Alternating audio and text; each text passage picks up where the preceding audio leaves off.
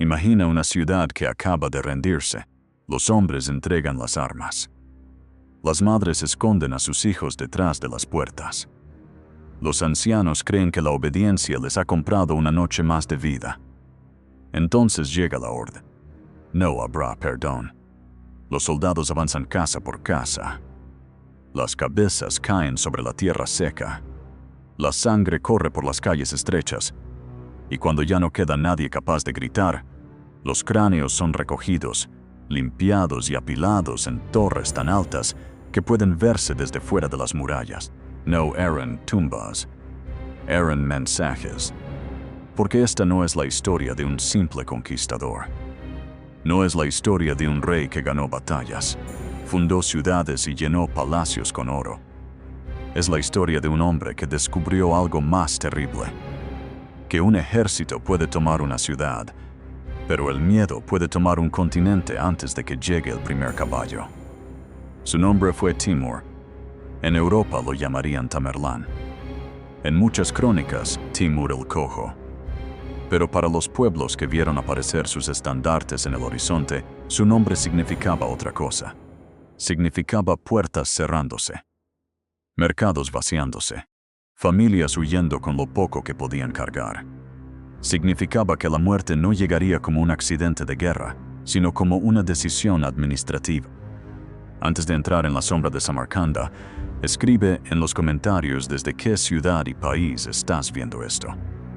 Y si quieres más historias donde la historia oficial se rompe y aparece la oscuridad debajo, suscríbete ahora, porque para entender a Timur no basta con decir que fue un genio militar.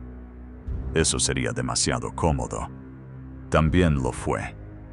Pero reducirlo a eso sería mirar solo la espada e ignorar la mano que decidió dónde clavarla, cuándo perdonar, cuándo arrasar y cuándo dejar vivos a unos pocos, no por misericordia, sino para que caminaran hasta la siguiente ciudad y contaran lo que habían visto. Timur nació en 1336, cerca de Kesh, en una región que hoy pertenece a Uzbekistán. No nació en el centro perfecto del poder. No era un gran Khan sentado desde la cuna sobre un trono indiscutible. Venía de un mundo roto, un mundo que todavía respiraba bajo la sombra inmensa de Genghis Khan, pero donde el viejo orden mongol se había fragmentado en principados, clanes, jefes militares y familias que se disputaban los restos de un imperio demasiado grande para mantenerse unido. A su alrededor no había estabilidad.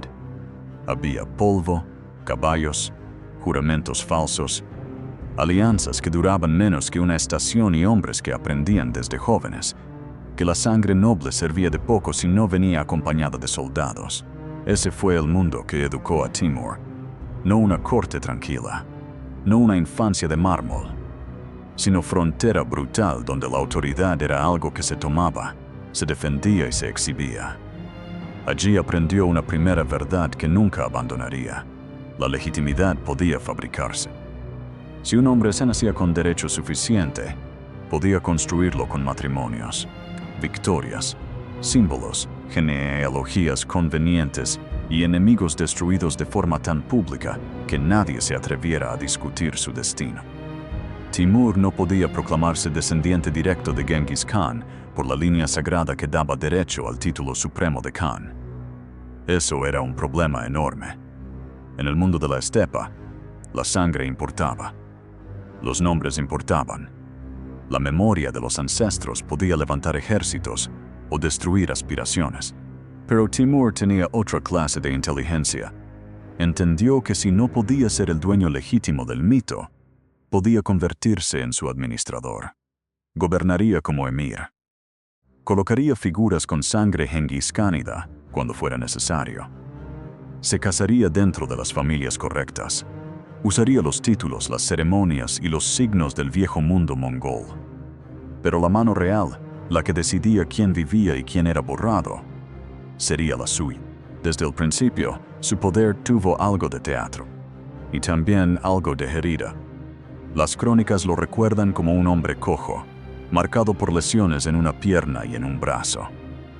De ahí vendría el nombre que lo perseguiría en Occidente: Tamerlán, Timur, el Cojo. En otro hombre, esa debilidad física habría sido usada para ridiculizarlo. En Timur ocurrió lo contrario. Cada victoria parecía negar el límite de su cuerpo. Cada campaña convertía su imperfección en leyenda. No era el guerrero perfecto de una estatua. Era algo más inquietante, un hombre dañado que avanzaba como si el mundo entero tuviera que compensarle la herida. En su juventud, Timur no fue todavía el dueño de imperios. Fue un sobreviviente de la política de la estepa. Sirvió, conspiró, cambió de alianzas, midió rivales, aprendió cuándo arrodillarse y cuándo clavar el cuchillo. Ese período no tiene la limpieza de los grandes relatos heroicos. No hay una línea recta. Hay traiciones, pactos, huidas, emboscadas, matrimonios calculados y batallas en las que cada victoria abría una puerta y cada derrota podía significar el fin. Pero ahí se formó su verdadera arma. No la espada, la paciencia. Timur podía esperar, podía perder terreno y recuperarlo. Podía prometer lealtad mientras estudiaba la debilidad del hombre al que servía. Podía sonreír en una tienda de campaña y decidir en silencio que algún día todos los presentes obedecerían sus órdenes o serían enterrados por ellas. En 1370, el juego cambió. Timur consolidó su poder sobre Transoxiana y eligió Samarcanda como el corazón de su mundo. A partir de ese momento, ya no fue solo un jefe militar entre otros. Se convirtió en el centro de una maquinaria, pero esa maquinaria tenía dos caras. Una miraba hacia la belleza, la otra hacia el exterminio. Samarcanda se transformó bajo su dominio. Timur quería una capital que no pareciera una ciudad más, sino una declaración. Quería que sus enemigos, sus aliados y sus propios súbditos entendieran que allí se estaba construyendo algo destinado a sobrevivir a los hombres. Mandó traer artesanos, arquitectos, calígrafos, ceramistas, tejedores, matemáticos, especialistas de todas las tierras conquistadas. Algunos llegaron por promesa, muchos llegaron por fuerza. Eran el botín más valioso, manos capaces de convertir la violencia en cúpulas azules, patios, mezquitas, jardines, avenidas y mausoleos. Samarcanda debía parecer el centro del universo, y en cierto sentido lo era. Pero si uno miraba demasiado tiempo sus muros, sus mosaicos y sus puertas monumentales, podía olvidar la pregunta más importante. ¿De dónde venía todo eso? Venía de ciudades vencidas, de talleres vaciados, de familias separadas, de hombres arrancados de su tierra para embellecer la capital del hombre que había destruido sus hogares. Ese fue uno de los grandes horrores de Timur. No había contradicción entre cultura y masacre. En su mente, ambas podían formar parte del mismo proyecto. Podía patrocinar el arte y ordenar una matanza. Podía levantar mezquitas y reducir ciudades a cenizas. Podía hablar de grandeza mientras convertía la muerte en una herramienta de gobierno, y cada campaña aumentaba su ambición. Timur no conquistaba al azar. Atacaba rutas, centros comerciales, ciudades simbólicas, regiones estratégicas. Golpeaba donde el resultado podía multiplicarse.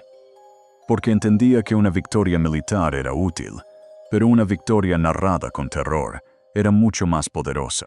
Un ejército enemigo podía ser derrotado una vez. Una historia podía derrotar a muchos enemigos antes de que lucharan. Por eso su crueldad no debe verse solo como rabia. Había rabia, sí, había brutalidad personal, pero había también método. Cuando una ciudad resistía o se rebelaba, el castigo no buscaba únicamente eliminar una amenaza. Buscaba producir memoria. Las ejecuciones masivas, las cabezas apiladas, las torres de cráneos, los supervivientes enviados lejos, todo formaba parte de un lenguaje que decía, esto les ocurre a quienes obligan a Timur a volver. Y pocos episodios muestran mejor ese lenguaje que Isfahan, la ciudad rica, antigua y orgullosa, cayó bajo su poder en 1387. Al principio, como tantas otras, intentó sobrevivir negociando. La rendición parecía la salida racional. Pagar tributo, aceptar la autoridad, esperar que la tormenta pasara. Pero el dominio de Timur no era ligero. Sus exigencias pesaban sobre la ciudad como una piedra en el pecho.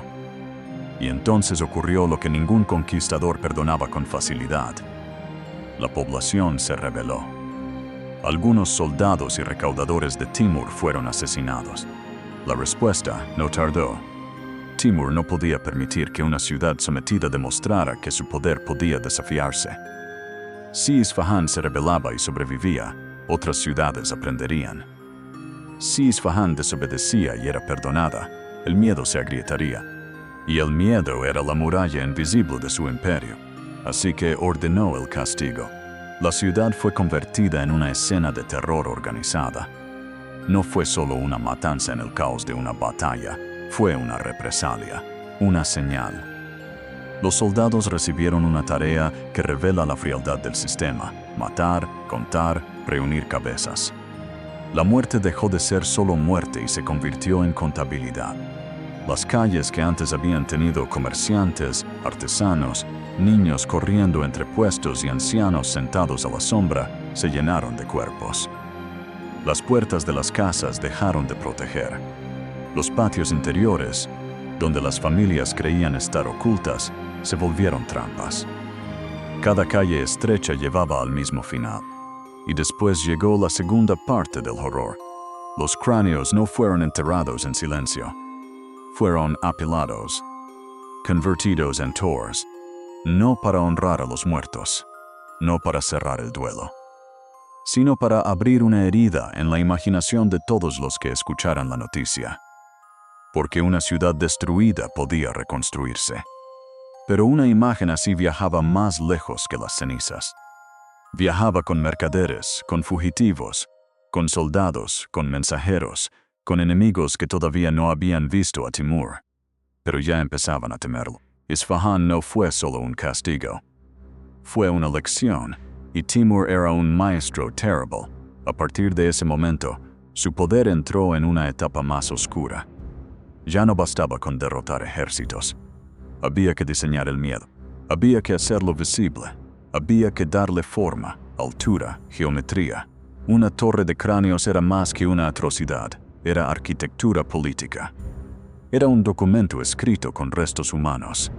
Era la firma de un hombre que quería que la obediencia naciera antes de la batalla. Ahí está la clave para entenderlo. Timur no mataba únicamente para eliminar enemigos.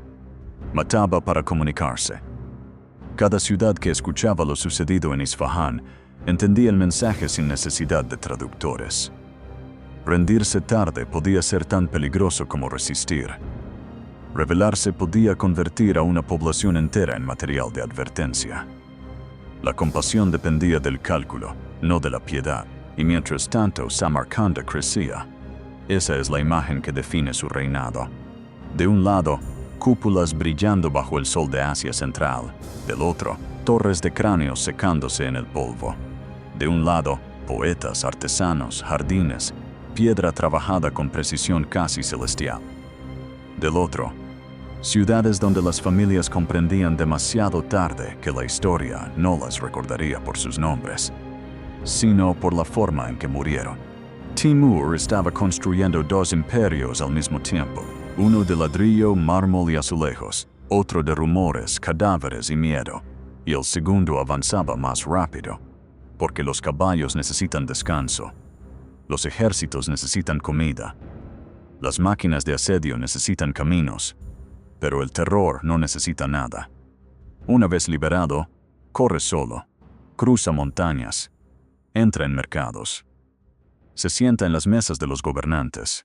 Se susurra en las mezquitas, en los caravasares, en las puertas de las ciudades que todavía creen que pueden negociar. Para finales del siglo XIV, Timur ya no era solo un caudillo victorioso de la estepa. Era una presencia, una sombra extendida desde Asia Central hacia Persia, hacia el Cáucaso, hacia las rutas comerciales y las viejas capitales del mundo islámico. Pero su ambición no se detuvo ahí. Porque cuando un hombre descubre que puede gobernar con el miedo, aparece una pregunta inevitable. ¿Hasta dónde puede llegar ese miedo antes de romperse? Timur estaba a punto de responderla. Miraría hacia la India, hacia una de las ciudades más ricas del mundo. Después hacia Bagdad y Damasco, ciudades cargadas de historia, religión y memoria. Y finalmente hacia un enemigo que no era una ciudad ni una tribu dispersa, sino un imperio entero. Los otomanos, dirigidos por un sultán que también se creía invencible. Pero antes de Delhi, antes de Bagdad, antes de Ankara, ya había quedado claro lo esencial. El mundo no estaba frente a un conquistador común. Estaba frente a un hombre que había convertido la masacre en un idioma. Un hombre que entendió que una cabeza cortada podía callar a un enemigo, pero 1000 cabezas apiladas podían hacer hablar al miedo durante generaciones. Y desde ese momento, cada ciudad que escuchó el nombre de Timur tuvo que hacerse la misma pregunta. No si podía vencerlo, sino qué quedaría de ella si lo obligaba a demostrar quién era. El miedo ya viajaba antes que Timur. No necesitaba estandartes, no necesitaba tambores, no necesitaba que los cascos de sus caballos golpearan la tierra frente a las murallas. Bastaba con que llegara un mercader temblando, un soldado fugitivo, un anciano que había visto una ciudad rendirse y aún así convertirse en cementerio. Entonces las puertas empezaban a cerrarse. Los gobernadores discutían en salas oscuras. Los consejeros bajaban la voz. Los hombres que el día anterior hablaban de honor, resistencia y gloria, comenzaban a preguntar cuánto oro podía reunirse, cuántos rehenes podían enviarse, cuántas palabras de obediencia hacían falta para que Timur siguiera de largo. Pero Timur no seguía de largo. No cuando una ciudad podía hacerlo más rico, no cuando un enemigo podía hacerlo más temido, no cuando una victoria podía convertirse en leyenda. Y a finales de 1038, su mirada se clavó en la India. Delhi no era una aldea perdida ni una fortaleza sin nombre. Era una ciudad inmensa, rica, caliente, llena de palacios, mezquitas, mercados y multitudes. Una ciudad que olía a especias, polvo, sudor, humo y animales. Una ciudad donde la vida parecía imposible de detener, porque había demasiada gente, demasiadas voces, demasiadas calles, respirando al mismo tiempo. Pero para Timur, Delhi era otra cosa. Era un premio, una vitrina, un escenario perfecto para demostrar que su poder no terminaba en Persia, ni en Asia Central, ni en las ciudades que ya habían aprendido a temerlo. Si Delhi caía, el mensaje viajaría más lejos que nunca. Diría que ni la distancia, ni la riqueza, ni los ejércitos, ni los elefantes de guerra podían detener al hombre que venía desde Samarcanda. Los defensores de Delhi confiaban en algo que parecía sacado de una pesadilla antigua. Enormes elefantes blindados, animales de guerra capaces de aplastar líneas enteras de caballería. Para muchos soldados de la estepa, aquellas bestias debieron parecer montañas vivas, cubiertas de metal, avanzando entre gritos, polvo y lanzas. Pero Timur entendía una cosa mejor que sus enemigos. Todo lo que provoca miedo también puede sentir miedo. Y si podía asustar a los elefantes, podía romper el corazón del ejército que marchaba detrás de ellos. La batalla no fue solo fuerza contra fuerza. Fue cálculo contra confianza. Timur preparó defensas, usó camellos, fuego, ruido, caos. Convirtió el arma psicológica de Delhi en una amenaza contra sus propios dueños. Cuando el orden se quebró, cuando los animales se agitaron, cuando las líneas empezaron a abrirse, la maquinaria de Timur hizo lo que sabía hacer. Entró por la grieta. Delhi cayó, y entonces la victoria dejó de ser militar y se transformó en castigo. La ciudad fue saqueada. Las calles se llenaron de cadáveres. Los templos, las casas, los mercados, los patios donde las familias habían escondido sus últimas monedas, todo fue atravesado por una violencia que parecía no tener fondo. La riqueza de Delhi fue arrancada como se arranca la piel de un animal. Oro, piedras preciosas, telas, esclavos, artesanos. Todo empezó a moverse hacia el norte, hacia Samarcanda, hacia la ciudad que Timur quería convertir en el ombligo del mundo. Pero lo más terrible no fue solo la destrucción, fue la lógica. Delhi no fue una explosión accidental de brutalidad, fue parte del sistema. La ciudad debía alimentar la grandeza de Timur y al mismo tiempo alimentar su mito. Los supervivientes no solo cargaban heridas, cargaban una historia. Y esa historia era más útil que cualquier tesoro. Porque cuando un hombre vuelve de una ciudad arrasada, no necesita exagerar para sembrar pánico. Le basta con contar lo que vio. Y mientras Delhi quedaba detrás, rota, vaciada, humillada, Samarcanda recibía otra ola de riqueza. Los artesanos trabajaban, las cúpulas crecían, los palacios se decoraban. Las manos arrancadas de otras tierras levantaban la belleza de la capital de su destructor. Ese era el contraste insoportable de Timur. Donde él pasaba, algunas ciudades se convertían en ruinas. Donde él reinaba, Samarcanda se convertía en sueño. Pero era un sueño construido con el insomnio de otros pueblos. Timur quería que su capital hablara por él, que cada visitante entendiera, antes incluso de verlo, que estaba ante un hombre elegido por la victoria. Los jardines, las mezquitas, los mausoleos, las avenidas y los talleres no eran simples adornos, eran propaganda en piedra. Samarcanda debía decir: todo lo hermoso del mundo termina aquí, bajo mi poder. Pero el mundo todavía no era suficiente. Después de la India, Timur giró hacia el oeste. Allí estaban las viejas ciudades del Islam, nombres que pesaban como siglos: Alepo, Damasco, Bagdad. Lugares que no eran solo puntos en un mapa, eran memoria, religión, comercio, prestigio. Ciudades que habían visto pasar califas, sabios, ejércitos, dinastías y desastres. Pero Timur no respetaba una ciudad por ser antigua. A veces, precisamente por eso, quería verla arrodillada. Porque destruir una ciudad desconocida daba botín, humillar una ciudad legendaria daba historia. Bagdad ya había conocido el fin del mundo una vez, en 1258, cuando los mongoles de Hulagu la destrozaron y el califato abasí se hundió entre fuego y sangre. Uno pensaría que ninguna ciudad debería vivir dos veces una pesadilla semejante. Pero en 1401 Timur llegó, y Bagdad volvió a escuchar el idioma de la aniquilación. Las crónicas hablan de una matanza enorme, de calles convertidas en mataderos, de cabezas reunidas como prueba de obediencia al horror. No importaba que Bagdad tuviera memoria de sabios, bibliotecas, oraciones y mercados. Ante Timur, la memoria no protegía. A veces solo hacía más valioso el castigo. Porque si Bagdad podía caer, ¿qué ciudad podía sentirse segura? Ese era el verdadero objetivo. No solo vencer. Destruir la ilusión de que existía un lugar demasiado sagrado, demasiado antiguo o demasiado famoso para ser tocado. Timur no luchaba únicamente contra ejércitos. Luchaba contra la confianza.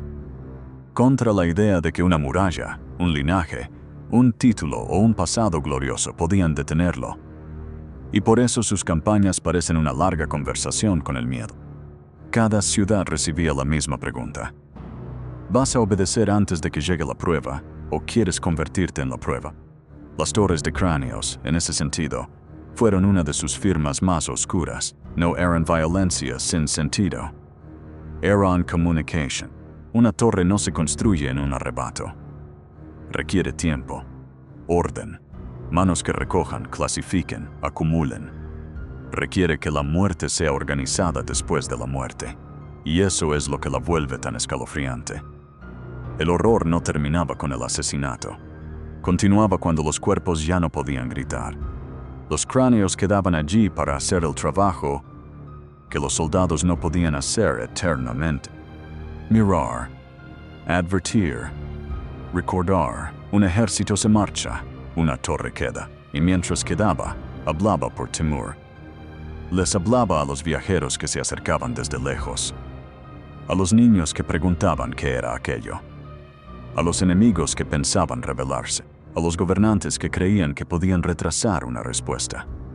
La torre decía: esto no fue una batalla. Esto fue una decisión. Y puede repetirse. Pero entonces apareció un enemigo distinto. No una ciudad. No un gobernador débil.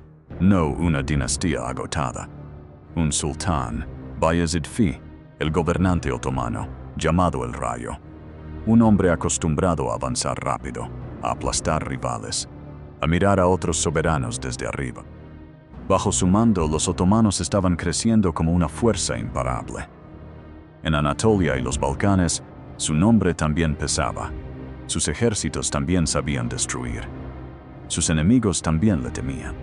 Por primera vez en mucho tiempo, Timur no se encontraba frente a un poder que solo podía huir o rendirse. Se encontraba frente a otro depredador. Dos hombres con hambre de mundo comenzaron a medirse desde lejos.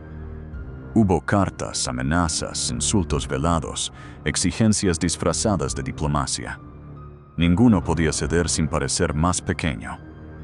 Ninguno podía permitir que el otro dictara las reglas. En el fondo, la guerra era inevitable, porque ambos habían construido su autoridad sobre una promesa peligrosa. La promesa de no retroceder, y así llegaron a Ankara en 1402. La escena debió parecer el final de una era antes de empezar. Polvo sobre la llanura. Soldados agotados por el calor. Caballos inquietos. Tropas esperando una orden que decidiría el destino de imperios. De un lado, Bayezid, el sultán que había hecho temblar Europa Oriental. Del otro, Timur, el hombre que había convertido Asia en una sucesión de ciudades sometidas, quemadas o vaciadas. Pero Timur no ganó solo por brutalidad. Ganó por inteligencia. Usó el terreno, las alianzas, el desgaste, las fracturas internas del enemigo. Comprendió que una gran fuerza puede romperse si se la obliga a luchar en el momento equivocado, bajo el sol equivocado, con la sed correcta y las dudas necesarias. Mientras Bayezid confiaba en el choque, Timur trabajaba la batalla como si fuera una trampa que se cerraba lentamente. Y la trampa se cerró. El ejército otomano fue derrotado. Bayezid fue capturado. Ese momento tuvo una fuerza simbólica inmensa. No era solo un rey vencido. Era el rayo atrapado por el cojo. Era el sultán que había hecho temblar a otros, convertido ahora en prueba viviente de que Timur podía quebrar incluso a los invencibles. La derrota sumió al mundo otomano en una crisis profunda. La expansión se detuvo. Los hijos de Bayezid pelearon entre sí.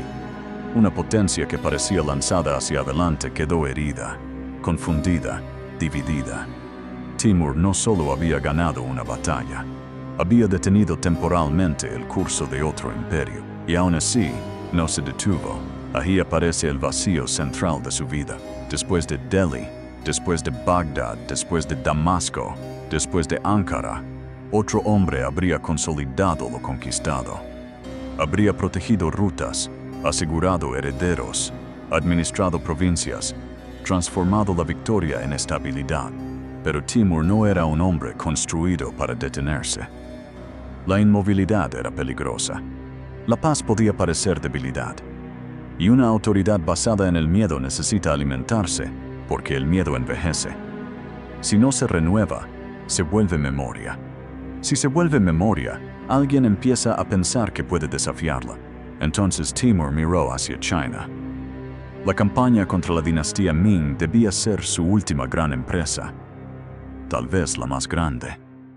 El viejo conquistador, ya marcado por los años, quería llevar su sombra aún más lejos. No le bastaba haber humillado a sultanes, saqueado capitales y llenado Samarcanda con el botín de medio mundo. Todavía había una frontera que convertir en relato. Todavía había un nombre que añadir a su mito. Pero el cuerpo tiene un límite que ni siquiera el terror puede conquistar. En el invierno de 1404 a 1405, Timur salió hacia el este. Frío, distancia, enfermedad, caminos duros. La misma maquinaria que tantas veces había devorado ciudades empezó a enfrentarse a algo que no podía ser intimidado. El tiempo. No había muralla que derribar. No había enemigo al que decapitar. No había ciudad que pudiera abrir sus puertas para salvarse. Solo el invierno. Y la vejez. Timur murió en febrero de 405, en Otrar, antes de llegar a China. No murió dentro de una ciudad tomada.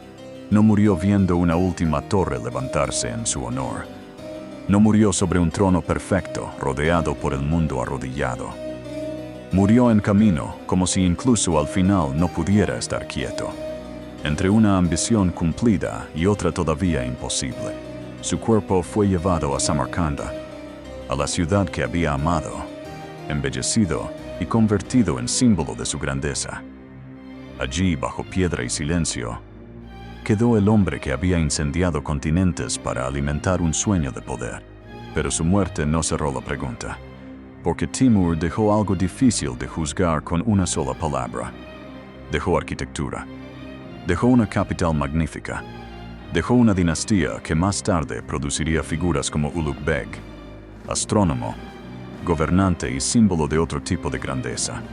Dejó rutas, instituciones, memoria cultural, una imagen de poder que siguió fascinando durante siglos, pero también dejó ciudades vacías, dejó generaciones marcadas por masacres, dejó el recuerdo de Delhi saqueada, Bagdad castigada, Isfahán convertida en advertencia, ejércitos destruidos y multitudes reducidas a números en la contabilidad del terror. Por eso no basta con llamarlo gran gobernante y tampoco basta con llamarlo monstruo. La verdad es más incómoda. Timur fue ambas cosas en la misma mano. Un constructor que necesitaba destruir. Un mecenas que robaba pueblos enteros para embellecer su capital. Un estratega brillante que entendió la psicología del poder, mejor que muchos reyes legítimos. Un hombre que convirtió la guerra en arte oscuro y el miedo en administración. Su imperio no sobrevivió unido mucho tiempo después de él, pero su método sí sobrevivió en la memoria. La idea de que una masacre podía ser más que una masacre, que podía ser un mensaje, que los cuerpos podían convertirse en propaganda, que el terror, si se organizaba con suficiente frialdad, podía caminar por delante de un ejército y abrir puertas antes de que comenzara el asedio. Ese fue el verdadero legado de Timur, no solo las cúpulas de Samarcanda, no solo los mapas pintados con sus conquistas, no solo los poemas, los palacios o las crónicas que intentaron explicar su grandeza. Su legado también fue esa imagen imposible de borrar, una torre de cráneos bajo el sol, levantada no para los muertos sino para los vivos, para que miraran, para que encendieran, para que repitieran su nombre con miedo. Y quizás eso fue lo que Timur buscó desde el principio. No ser amado, no ser perdonado, ni siquiera ser comprendido. Solo ser recordado como una fuerza que nadie podía ignorar. Un hombre que descubrió que el poder no siempre necesita ocupar cada ciudad. A veces le basta con dejar una ciudad destruida de tal manera que todas las demás sueñen con ella antes de dormir.